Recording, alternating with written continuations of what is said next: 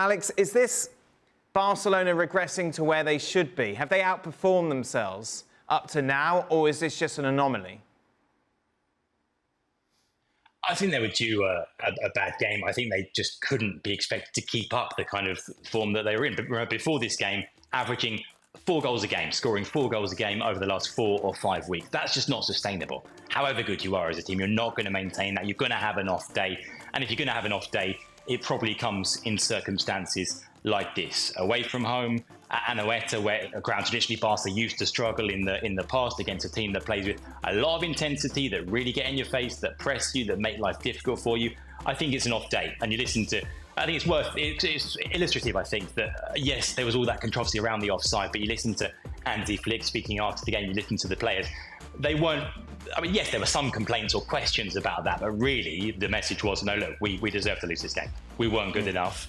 La Real were worthy winners. So I think right now, yes, they probably can write it off as you say, an anomaly. Now, whether that continues, I guess let's see in the games when they're back after the international break. But yeah, given just how well they've been playing, I think at some point a slip-up was bound to come. Now, is it a coincidence that it comes the day that Lamine Yamal is out of the team, dropping out with injury, not involved? You know, one of their absolute best players this season, along with the likes of Rafinha and Lewandowski. I don't think so. Lamine Yamal wasn't there, and it just happens that the team as a whole didn't function, and yeah, they lost the game they deserved to lose. Alex, very positive.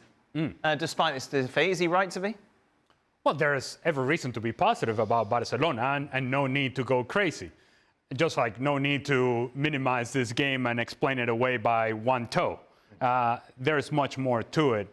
And if Mikel Oyarzabal had an average game finishing his chances, he could have had a hat trick in terms of the opportunities that he had in front of goal and missed. And so it was a thorough performance from Real Sociedad, a dominant performance from Real Sociedad, a disappointing performance from Barcelona. As it pertains to the discussion of Lamine Yamal, what I would say is, it's not just Lamine Yamal not being on the field, it's what happens to the other players. So now Rafinha has to go and play that role that he wasn't all that effective on the right-hand side. Where has he been effective? When he's playing underneath, where he's coming from the left, where he's finding spaces, when he's getting in between lines, in between players, in between defenders. But when he is out there on the right-hand side, because Lamine Yamal is further right, sitting in the stands, now it limits what Rafinha does and then puts a whole lot more responsibility on the attacking players coming out of the midfield to be a presence in the attack. So it's domino effect. It's not just Lamine Yamal. It affects Rafinha, it affects Pedri, it affects Fermín López, and then, of course, it affects the whole attack of Barcelona, and they looked very limited, very predictable, and dare I say, very much and close to what they were last season. Yeah, it was. That's a great way of describing it. It was last season's Barcelona. Yeah, I'm with Alex in this. You know, when you've played the type of football they have, and you lose a game, don't worry. Guess what? You're going to lose a game sometime. So it obviously opens the door for Real Madrid. They have a game in hand after that postponed match against Valencia. But despite all the positives, as we mentioned, a great performance against Osasuna. Negatives and real negatives when it comes to their injury. We saw Rodrigo go out. We saw Lucas Vázquez go out. They'll be out for a month. But of course, the big one, Eder Militao missed much of last season with an ACL injury. He's done the ACL to his other knee as well, which means he'll be out for the rest of the campaign.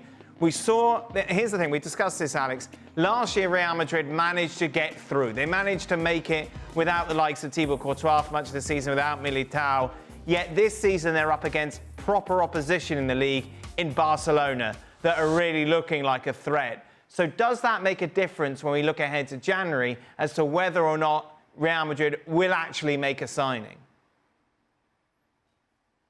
Yeah, last season at times you almost forgot about those absentees because they just dealt with it so well. You almost forgot about the fact, yes, there's no Courtois in goal because, of course, Lunin came in and did a job. You forgot about the lack of Militao, the lack of Alaba. This year, I think it does feel a bit different, that you've got this kind of perfect storm of injuries, so many of them coming in defence as well. And if not in defence, then with sort of players who can maybe fill in defence. So yeah, it's not just about Militao being out for the season. It's the fact they didn't replace Nacho in the summer. It's the fact that Dani Carvajal's out for the season. Now Lucas Vázquez is out for around a month, who would fill in for Carvajal.